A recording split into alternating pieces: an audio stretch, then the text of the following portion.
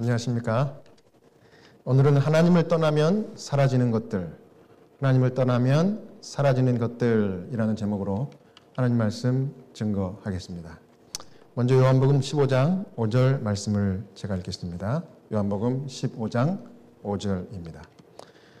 나는 포도나무요 너희는 가지니 저가 내 안에 내가 저 안에 있으면 이 사람은 과실을 많이 맺나니 나를 떠나서는 너희가 아무것도 할 수 없습니다.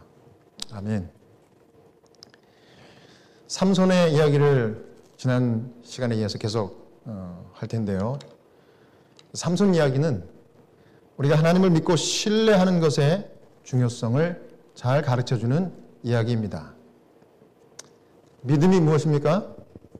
믿음이란 생명의 하나님을 붙드는 것이고, 신뢰는 그 믿음을 끝까지 견지하는 것이 신뢰입니다. 삼손은 날 때부터 하나님 붙들고 살아야 했던 나실인이었습니다. 그래서 이 나실인이라고 하는 것은 하나님이 특별한 사명을 위해서 구별해 놓은 그런 사람으로서 살아가는 동안 삶의 모든 원칙이 절제, 성실함, 그리고 하나님을 확고부동하게 붙들고 믿는 그런 삶을 살아야 하는 존재가 나실인이었습니다. 그럼 먼저 삼손이 막 태어나기 직전에 이야기를 잠시 성경에서 살펴보겠습니다. 사사기 13장 13절 14절입니다. 여호와의 사자가 마노아에게 이르시되 내가 여인에게 말한 것들을 그가 다 삼가서 포도나무의 소산을 먹지 말며 포도주와 독주를 마시지 말며 무릇 부정한 것을 먹지 말아서 내가 그에게 명한 것은 다 지킬 것이니.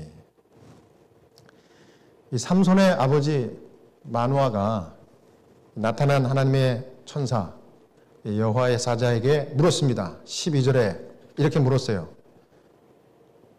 이 아이를 어떻게 기르오며 우리가 그에게 어떻게 행하오리까? 아주 중요한 질문을 여호와의 사자에게 아이의 아버지가 마노아가 질문했습니다. 우리 교회 성경 주석에 보면은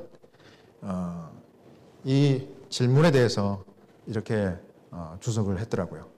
문자적으로는 아이를 위한 규칙, 그것은 법령 생활 규칙이 무엇입니까? 이 기도는 모든 부모들의 마음에 새겨져야만 한다. 특별한 의미에서 모든 아이들은 여호와의 선물이다. 부모들에게는 이 어린아이들을 가르쳐서 그들을 위해 거룩하게 계획된 하늘의 뜻이 성취되도록 지도할 책임이 지어져 있다. 이렇게 주석을 했습니다.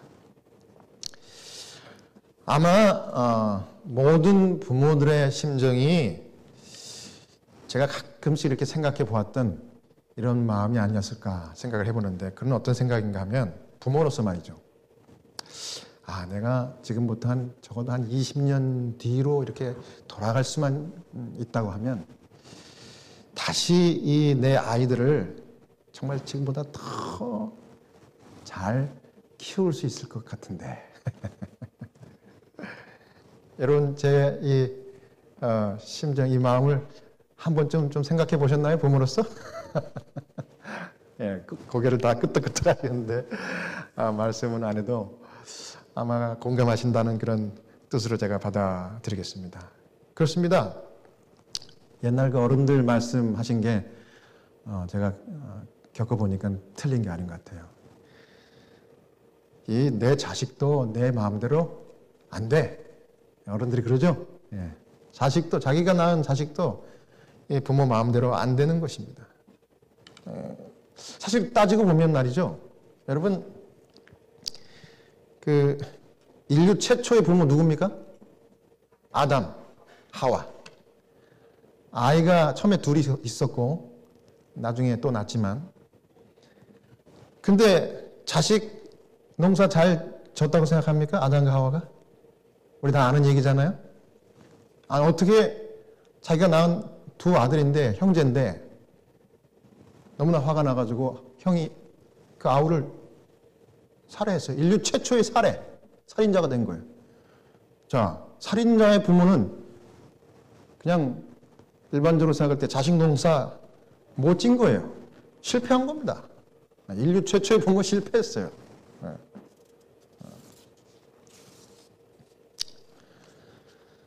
여러분, 우리 교회 성경 주석에 또 이렇게 얘기했습니다. 주의 교양과 훈계로 자녀를 기르는 것은 생에서 가장 중요하고도 힘든 과정이다.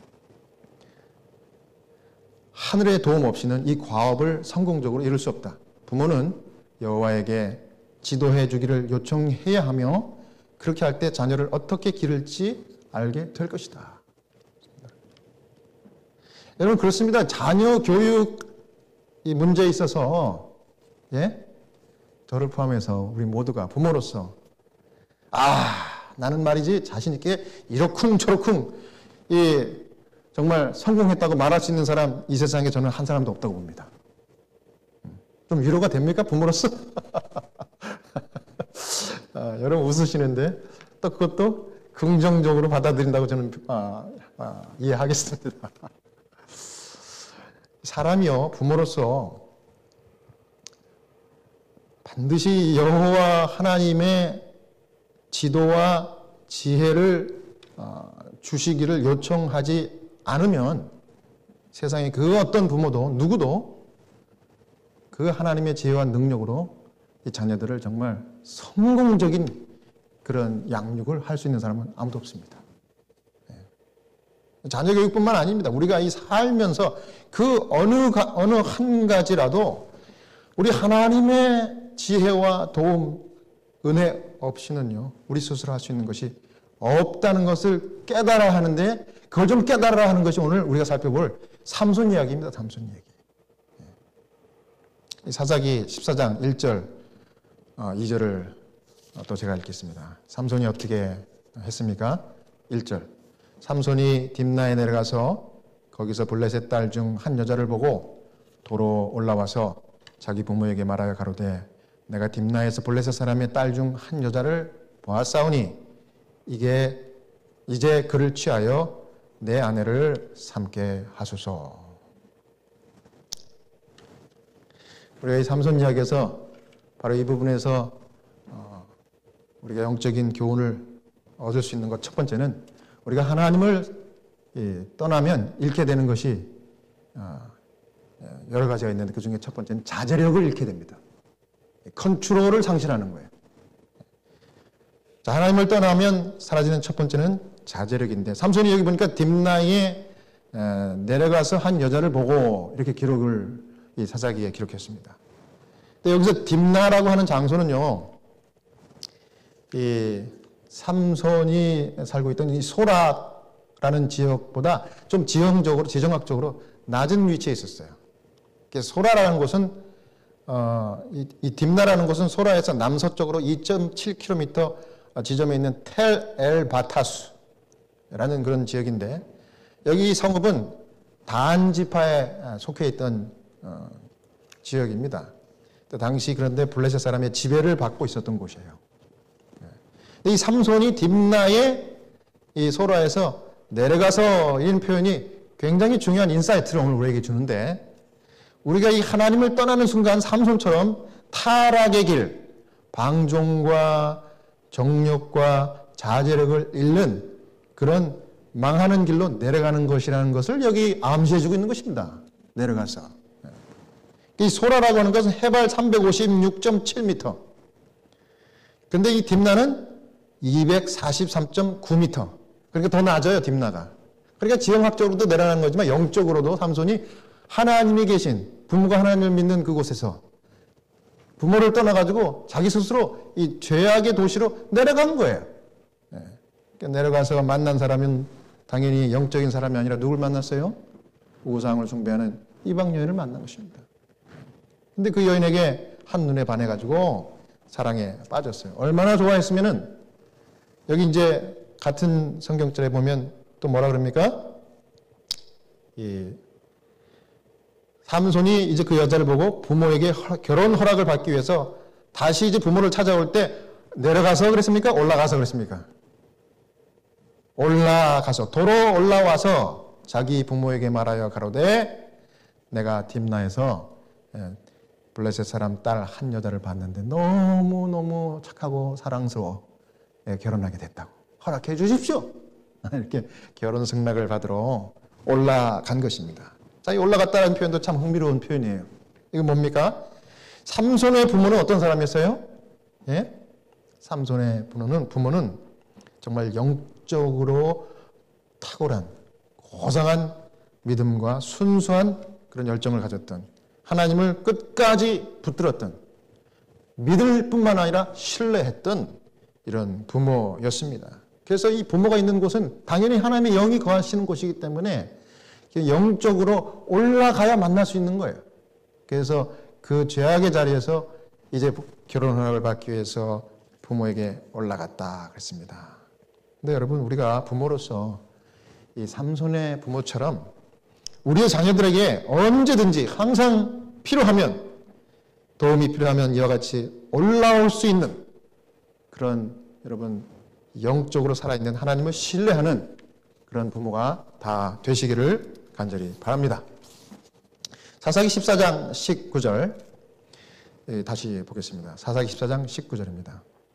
여호와의 신이 삼손에게 크게 임하심에 삼손이 아스글론에 내려가서 그곳 사람 30명을 쳐 죽이고 노략하여 수수께끼 푼 자들에게 옷을 주고 심히 노하여 아비집으로 올라갔고 20절 삼손의 아내는 삼손의 친구 되었던 그 동무에게 준 바 되었더라. 결혼을 했으면 잘 살아야 되는데 이 삼손의 결혼이 정말 하나님의 축복과 은혜 가운데 한 결혼이 아니고 금지된 결혼, 이방 사람과 결혼을 했기 때문에 이제 그 열매를 이제 삼손이 맛보게 되는 것입니다. 하나님을 떠나 이방 여인에게 장가들었던 삼손의 첫 단추가 잘못 껴졌어요. 결혼식 마치자마자 이 삼손의 아내 딥나가 삼손을 속입니다. 그래갖고 삼손이 화가 났어요. 성경에 노하여 그러지 않고 뭐라고 했어요? 그 앞에 뭐라고 그랬어요? 심히 노하여. 정말 아주 그냥 막 극도로 이 화가 치밀어 오른 것입니다. 그리고서 어떻게 했어요? 뭐 얼마 만에 일어난지 결혼한 후에 자세히 성경이 기록 안 하니까 모르겠지만 아무튼 결혼 직후에 일어난 일 같아요. 결혼을 해가지고 이 블레셋 사람들의 이 사주를 받은 이 딥나가 이제 삼손이 낸 수수께끼를 알아맞힌 겁니다. 알아맞힌 거예요. 그러니까 삼손이 화가 났어요. 네가 날 속였구나. 화가 나가지고. 여러분, 신혼부부가 화가 나면 제일 첫 번째 어떤 일을 해요? 싸우잖아요. 싸웠어요. 삼손이 화가 나가지고 별거 하자. 그래서 이제 부모 집으로 다시 올라갔어요. 그래도 딴 데 안 가고 삼손이 자기 부모에게 간 것이 잘한 거예요. 여러분, 이런 사람들을 요즘 현대의학적인 그 용어로 이야기하면 정신분열증 환자라고 합니다. 요즘 이 현대인들 중에 멀쩡해 보여도 정신분열증이 있는 사람들이 꽤 많아요. 이게 좀 심각하고 도가 넘어가면 우리 병원에 입원해가지고 정신과 병동에 치료를 받아야 됩니다. 제가 한날은 정신과 병동을 방문하기 전에 환자들 이렇게 리스트를 쭉 살펴보니까 환자들 중에 많은 환자들이 영어로는 스키조프레닉 이게 뭐냐면 정신분열증이라는 거예요. 스키조프레닉 환자. 이게 뭔가 제가 이제 닥터에게 이제 의사 선생님에게 물어보니까 분노가 화가 날 때 그를 분노를 다스릴 수 있는 자제력이 없는 그런 증세랍니다. 그래서 분노 조절이 안 되는 거예요. 이렇게 앵거 매니지먼트가 안 된다는 거예요. 그래서 막 그냥 화가 나는 대로 그냥 말하고 행동하는 거예요. 이게 너무 도가 지나치면 이제 폴리스 오피서가 이제 와가지고 이제 체포를 했다가 정신과 병동으로 입원을 시키는 겁니다. 강제로. 그런 환자들이 되는 거예요. 근데 이제 제가 이분들을 이렇게 쭉 보니까 공통적으로 이분들이 이게 신앙이 없더라고. 그건 참 흥미로운 그 발견 아닙니까? 대부분 보면 특히 젊은 사람일수록 정신분열증 환자 중에 agnostic 또는 atheist. 예? 나는 하나님이 계신지 모르겠다. 아니면 나는 신이 없다고 믿는다. 뭐 이런. 그리고 젊은 사람이야. 아마 이 젊음을 믿었던 것 같아요. 그 왕성한 혈기를 믿었던 것 같아요. 그 다음에 부모에게 재산을 받았는지 하여튼 재산, 많은 재산, 또 자기 재능, 학력 이런 걸 믿었던 것 같아요. 그러니까 여러분 그런 걸 믿으면 자제력을 잃게 되는 거예요. 그래서 아무도 자기에게 높은 사람이 없기 때문에 자기 스스로 판단하고 행동하니까 자제력이 있는 것입니다. 결국은 알코올 중독, 마약, 그 다음에 섹스 중독, 막 이런 그 진단을 받고 들어와요. 와서 만나보면 그 안에 있는 동안은 이제 그런 것들을 못하니까 대화를 해보면 너무 정상적이고 똑똑하고 또 잘생겼어요. 선남, 선녀들이야, 다. 이구동성을 하는 말이 내가 이제 집에만 이제 여기서 나가면은 다시는 그런 거 안 하겠다 그래요. 근데 2번, 3번 오는 사람들이 대부분이에요. 이걸 끊을 수 없는 겁니다. 제가 이제 그런 분들을 만나고 이제 그런 모습들을 보면서 나는 과연 어떤가 생각을 좀 해봅니다. 근데 어떤 분이 이런 얘기를 해요. 나이가 들수록 분노장애가 안 돼. 나이가 들수록 더 화가 난대. 이건 뭐 내 얘기하는 거 아닙니까? 이런 생각 드는 사람도 계시죠? 그럼 맞아요. 저도 가끔 그래요. 옛날보단 저 더 참을성이 많아야 되는데, 왜냐하면 나이가 들수록 이렇게 좀 더 이렇게 좀 곡식이 익듯이 좀 성숙돼야 되는데 더 화가 나요. 아이고 못 참겠어요. 이게 다 우리가 이 정신분열증 환자 되는 것 같아요. 이게 남 얘기 아닙니다. 근데 여러분 가장 중요한 것은 여기 사사기 15장에 있는 이 내용들을 보면은 이 삼손의 이야기를 통해서 우리가 왜 이 분노장애가 안 되고 자제력이 자꾸 이렇게 없어지는가? 이건 하나님을 의도적으로 떠나니까 그런 거예요. 하나님을 떠나지 말고 하나님께 자꾸 이렇게 붙들려 있고 하나님을 자꾸 이렇게 의지하고 하나님의 말씀을 자꾸 순종하면은 분노가 조절이 될 수 있는 지혜가 위로부터 내려오고요. 하나님이 그것을 감당할 수 있고 해결할 수 있는 능력을 주시는 겁니다. 그래갖고 잘 살게 되는 거예요. 여러분 우리가 하나님 믿는 것이요. 이건 뭐 과학적으로 이게 논리적으로 증명되는 것보다는 정말 그 믿음이라는 신비한 그 매체를 통해서 우리가 하나님의 지혜를 내 것처럼 사용하고 하나님의 능력을 내가 필요할 때마다 쓸 수 있는 능력자가 되는 것입니다. 완벽하게 사는 거죠. 그래서 하나님 믿고 따르고 믿음대로 사는 것이 얼마나 큰 복인지 몰라요. 그걸 체험하는 것이 신앙입니다. 사사기 25장 8절을 또 보겠습니다. 블레셋 사람을 크게 도륙하고 내려가서 에담 바위 틈에 거하니라. 뜬금없이 제가 이제 이 뚝뚝 띄어서 읽으니까 여러분들이 잘 이해가 안 될 수도 있습니다. 여기 보니까 이번에는 또 이제 이 삼손이 블레셋 사람을 아주 크게 물리치고 도륙하고 이제 바위 틈에 가서 이제 숨었습니다. 여러분 이 분노해가지고요 잠시 부모에게 갔다가 좀 이제 분노가 사라지니까 삼손이 다시 결혼한 아내에게 그 딥나에게 갔어요. 갔는데 잠깐 별거하고 있는 사이에 무슨 일이 벌어졌어요? 이 장인이 이 사위가 내 딸을 버렸네 이러고서 말이죠. 고세를 못 참고 옛날 이 딥나가 좋아했던 다른 친구에게 재혼을 시켜버린 거예요. 족벌했어요. 와보니까 너무 화가 난 거야. 이게 무슨 일이야 말이지. 그래가지고 화가 나가지고 어떻게 했어요? 여우를 이 불로 잡는 게 또 안 된 거예요. 여우를 300마리를 잡아가지고 삼손이 힘이 있으니까 꼬리를 그냥 여우가 꼬리 길잖아요. 꼬리 다 묶어가지고 거기다가 횃불로 불을 당겨버렸어요. 그래가지고 그거를 확 우리가 이제 5월 단오 때 이제 막 이렇게 지불놀이 하는 거 있잖아요. 와 돌려가지고 어디서 던졌어요?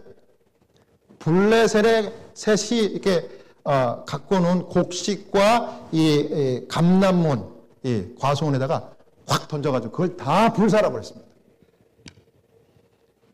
그러니까 이제 자기 화가 이제 딱 이제 좀 누그러졌겠죠. 야, 그러면서 무슨 교훈을 얻었겠어요? 야, 내가 왜 이제야 우리 부모가 믿지 않는 사람 이방인과 결혼하지 말라고 했는지 이제 알겠구나. 이 사람들 이렇게 지조가 없네. 에이 죽어 마땅한 놈들 이러면서 이제 밭을 다 태워버렸어요. 곡식, 가수원. 그랬더니 이 곡식과 가수원이 다 불탄 것을 보니까 누가 한 거예요? 삼손이 한 거예요. 그러니까 블레셋 사람들이 와가지고 이제 그 장인하고 이제 저게 이제 어큐즈를 한 겁니다. 네가 말이야 이렇게 해가지고 우리가 이렇게 피해를 받지 않았냐고. 그 블레셋 사람들이 그 장인도 죽이고 이 딥나도 죽이고 그 살해를 해버린 거예요. 이렇게 되니까 또 더 화가 난 거야 이게 또 삼손이 더 화가 나가지고 이제 완전히 이 사람들을 도륙을 했다.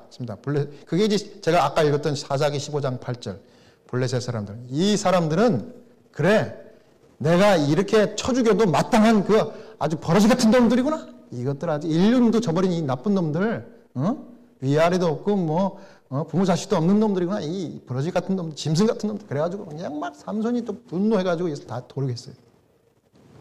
크게 살해를 했습니다. 블레셋 사람들.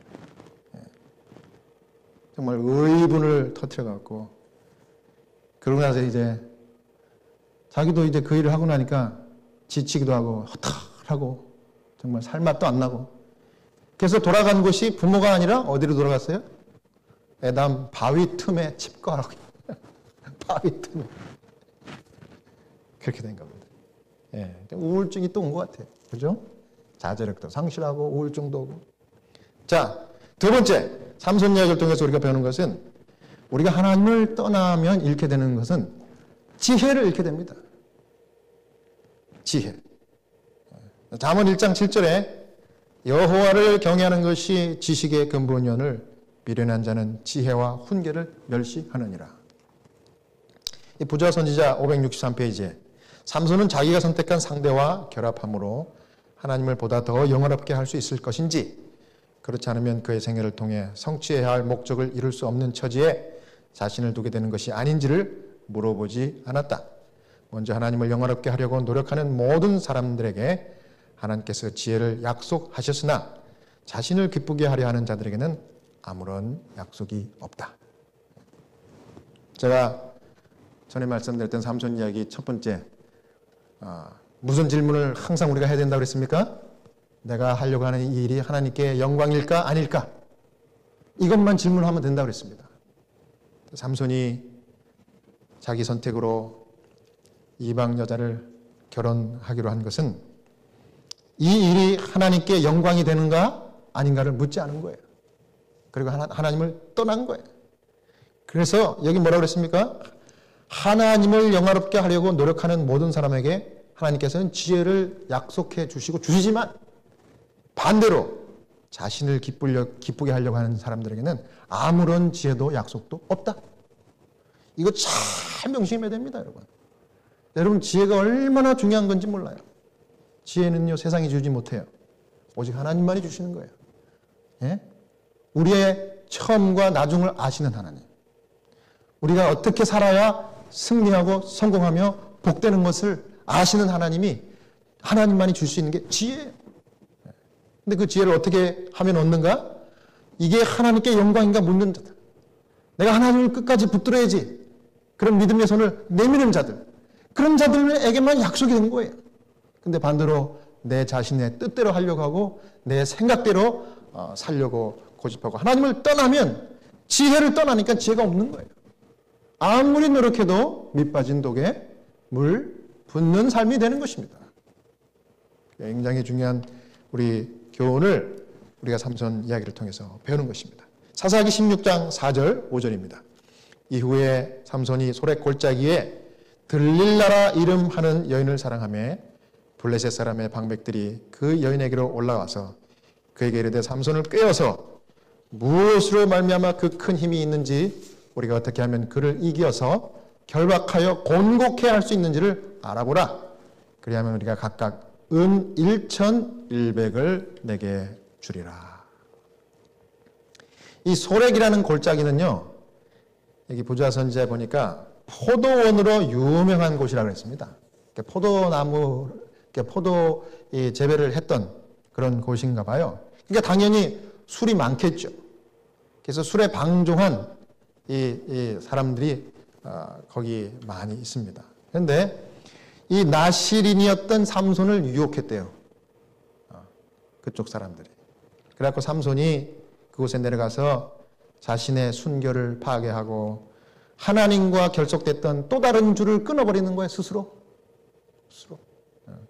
온 블레셋 사람들은 지금까지 계속해서 삼손을 아주 지켜보고 있었어요. 어떻게 하면 이 골칫거리 삼손을 우리가 무력화시킬 수 있을까? 그래가지고 사람을 매수하고 말이죠. 삼손이 여자에게 약하니까 자꾸 여자를 붙여주는 것 같아요. 그런데 아니나 다를까 그 미끼에 탁 걸려가지고 삼손이 소렉 골짜기 내려가서 한 여인과 함께 사랑에 빠졌는데 그 여자 이름이 그 유명한 누구예요? 들릴라. 근데 이 소렉은 블레셋 지역이 아니고 하나님의 백성들이 살았던 곳입니다. 그래서 이 들릴라는 블레셋 사람이 아니에요. 그런데 들릴라가 왜 그 일을 했는가 하면 블레셋 사람이 성경에 나옵니다. 은 1,100으로 매수를 당한 거예요. 돈으로 매수를 당한 거예요. 그래갖고 들릴라를 세워가지고 그 힘의 근원이 뭐냐고 이제 물어보는 거예요. 그래서 삼손이 어떻게 얘기합니까? 처음에는 칡을 가져와서 7가닥으로 내 몸에 묶으면은 힘이 없어진다 했어요. 그래가지고 칡으로 이제 삼손을 묶었어요. 잘 때. 그래서 들릴라가 이제 매수당했으니까 이제 와서 잡아가라고. 그런데 일어나가지고 삼손이 어떻게 합니까? 칡을 이 3줄이 불에 타듯이, 성경에 그렇게 했어요. 3줄이 불에 타듯이 후룩 풀려졌다. 그래가지고 또 혼났겠죠, 들릴라가.